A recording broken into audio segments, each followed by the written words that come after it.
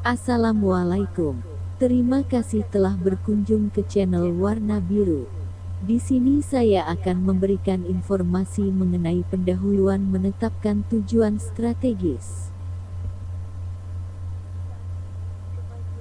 Saat ini, kemajuan dan lompatan teknologi begitu cepat serta persaingan yang terjadi pun sangat ketat, sehingga sebuah visi yang disusun dengan baik oleh orang-orang profesional sekalipun terkadang bagaikan sebuah angan yang mudah usang. Sebagai contoh, saat pagi, pesan suara satu arah muncul, hanya dalam beberapa tahun sudah digantikan pagar atau pesan teks yang berbasis teknologi dan jauh lebih modern. Lalu, ketika orang bangga memakai pagar, muncul telepon seluler, yang pada akhirnya perusahaan-perusahaan yang menggunakan teknologi sebelumnya tidak hanya prematur, tapi juga mati total dalam waktu yang relatif pendek.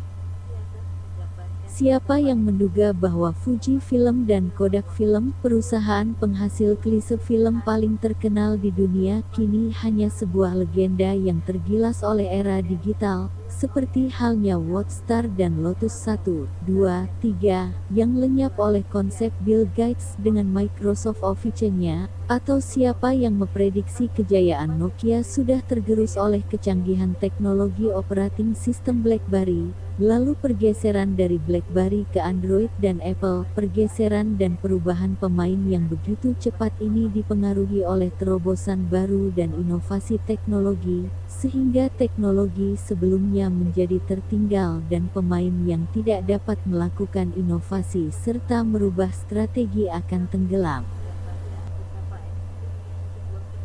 Bahkan tidak ada yang menduga perusahaan raksasa sekelas Microsoft, yang awalnya diprediksi akan mampu bersaing lebih kompetitif di pasar telepon seluler, justru gagal. Awalnya, Microsoft dengan berani mengakuisisi Nokia pada tahun 2013 dan memasarkan telepon pintar atau smartphone berbasis Windows, tapi nyatanya ia tidak mampu bersaing dengan Apple dan Android. Akibatnya, Microsoft harus merumahkan ribuan karyawannya. Pukulan ganda adalah peringatan yang memalukan dari ketidakmampuan Microsoft untuk menemukan pijakan di industri smartphone setelah lebih dari satu dekade berliku strategi dan berinvestasi miliaran dolar. Tren yang lebih menempatkan komputer pribadi di hampir setiap saku atau tas, lebih dari pergeseran teknologi lainnya dalam dekade terakhir, telah mengikis posisi Microsoft di pusat komputasi sebelumnya.